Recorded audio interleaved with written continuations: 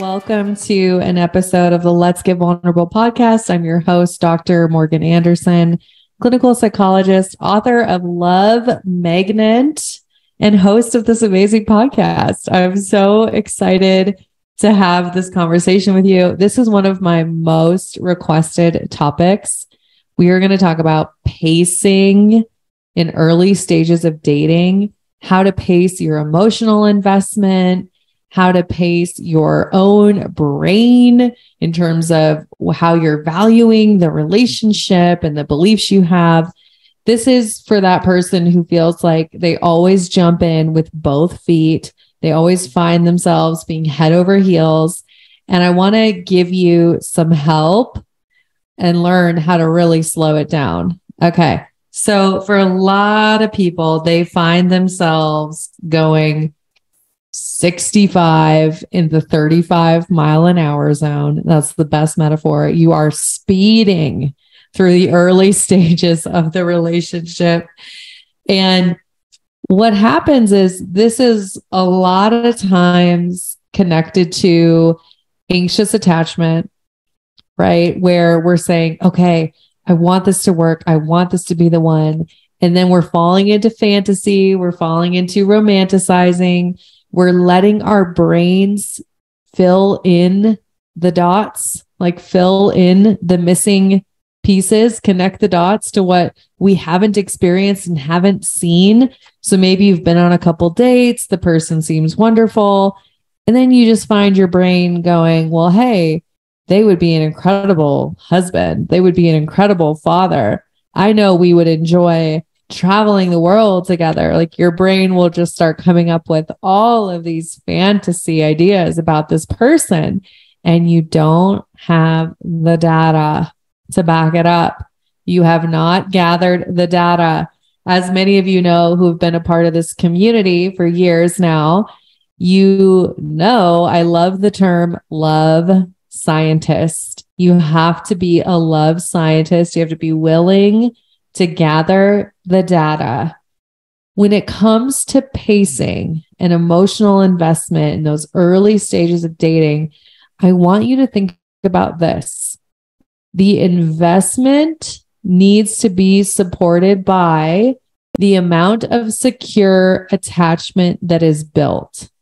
And when you're considering being vulnerable, when you're considering taking the next steps, whether it's introducing them to friends or bringing them home to meet your family for the weekend, or sharing about something really painful from your past, anytime you're deepening your connection, you're being more vulnerable, you want to ask yourself this question: do we have the secure attachment that supports this level of investment, this level of vulnerability? Do we have secure attachment that supports this kind of investment? What happens is when we can slow down, we get to make more intentional decisions. We become intentional relationship investors. And I want to just, especially for my anxiously attached hearts out there, I want to just remind you that you deserve to gather the data first. You want to know, ooh, is this somebody I want to invest in? And that takes time. So instead of that focus on, do they like me? Do they want to be with me? You need to be asking yourself the questions. Do I like how I feel in their presence? Is this the relationship that I want? Do I see myself building a long-term great relationship with this person? You deserve to gather that data for yourself, because your emotional investment and your energy and your time, that is gold. It is the most valuable resource that you have. You want to invest it intentionally. So to help slow yourself down, number one, that's what I want you to remember. Your energy, your time, your investment, it's your most valuable resource. You have to be the love scientist. You have to gather the data to determine, do I want to invest in this relationship? Okay. So that's tip number one. tip number 2, this is a really helpful one, is reality testing. I've done whole episodes on this. If you go back in the episodes, you'll see there's whole episodes on reality testing and how to do it. But essentially, you need to ask yourself the facts, right? Like if you were hearing a friend talk about their connection and they said, okay, here are the facts. We've been out on 2 dates. I know a little bit about who they are. I think that they're nice. And, maybe they held the door open. There's all these great little details, right? Like there's the facts. You have to separate that from the emotions. Maybe the emotions are, I'm feeling so connected. I have butterflies around this person. I really, really like this person. You might have all these emotional experiences. When we do reality testing, we can get to this beautiful place, which is being grounded in reality, because the reality is we don't have enough information to invest deeply into a relationship if it's only been a couple dates. So write out the facts of the situation and write out your emotional response and make sure you separate the two. And you can come to this place where you validate your emotions, you appreciate your emotions, they're good data, and you're going to look at the facts and you're going to use the facts as data as well, right? So really important to use reality testing. And then the other thing I want you to think about in terms of pacing, when you really value something, you take your time to build it. So for point number 3, I haven't talked about this, but I want to encourage you to have conversations with your partner about slowing things down. And I'm going to give you a little script on what that conversation could be like, because I already know some of you are like, well, tell me, how do I have this difficult conversation? What does it actually look like? So I'm going to give you a script.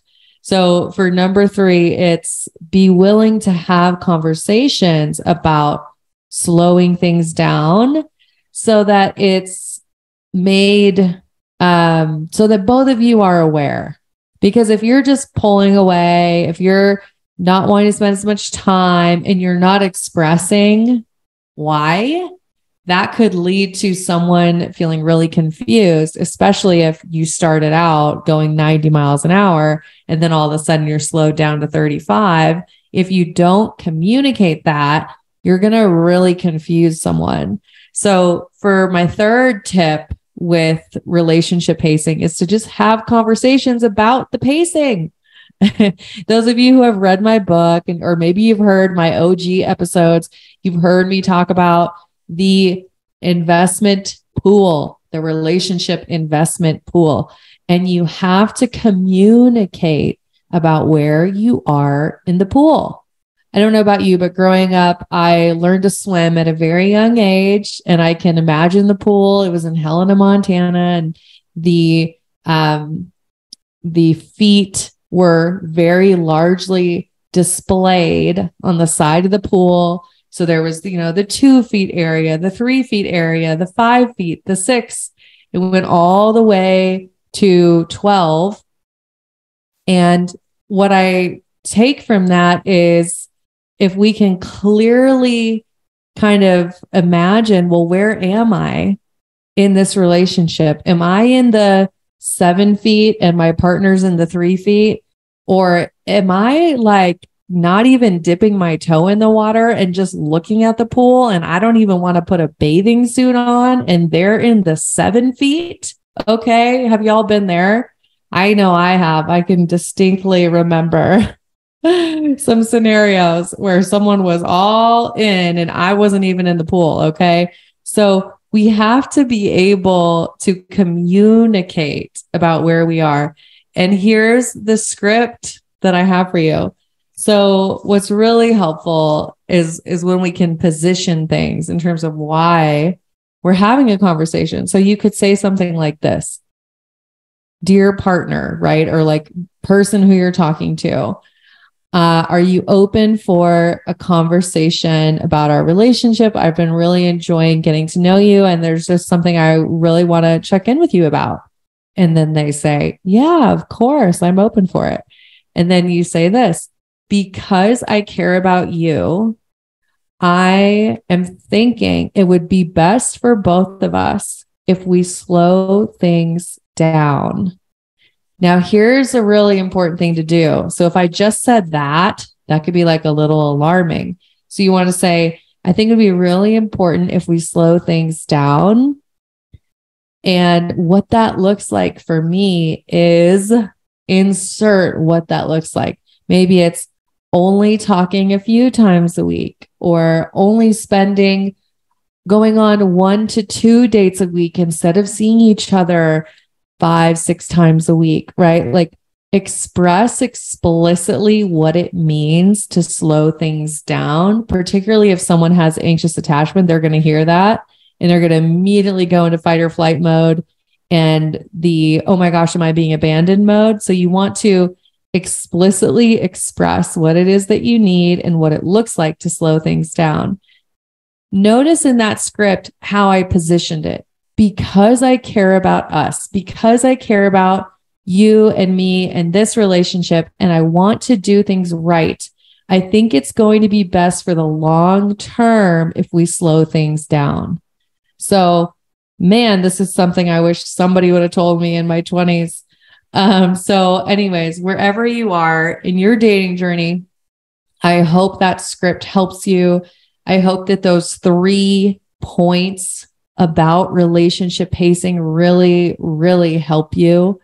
And just remember, you deserve to take it slow, that the slow burn is sexy, building the connection over time, gathering the data, making sure that somebody is reliable, consistent. They want to build secure attachment with you.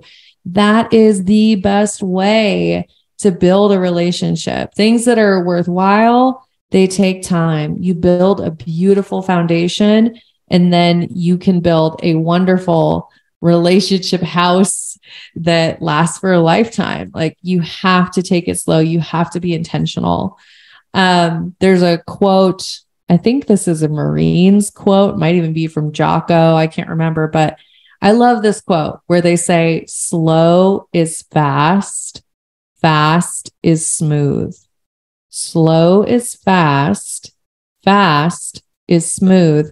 What we realize is when we do slow things down and we are intentional and we're gathering the data in our relationships, that is actually the fastest way to build what it is that we want.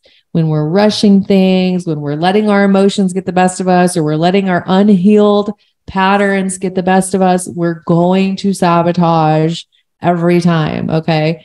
So, and if you're like me, where you did that over and over and over, you know, I don't even have to tell you, the pain of investing too quickly and then getting your heart broken and experiencing it over and over. It is the worst. So I feel for you if you're in that situation, if you've been in that situation. Obviously, this is something I help people with all the time. So if you want help with it, apply to the program. We have our spots open, just a few left. Actually, I know we're at the very end of August, so it's really just a few spots left. So if you know that this is the program for you and you need to do this work, I highly encourage you to apply. And if you mention my birthday discount, we will honor your free additional month in the program, the best offer we've done ever, probably. So make sure that you take advantage of that. We'll put the link to apply in the show notes, and it's also in my Instagram bio. I hope you liked this episode. I hope it helps you no matter where you are on your dating and your healing journey. I hope it helps you. And of course, as always, I'm wishing you high self-worth and great relationships. I'll talk to you soon.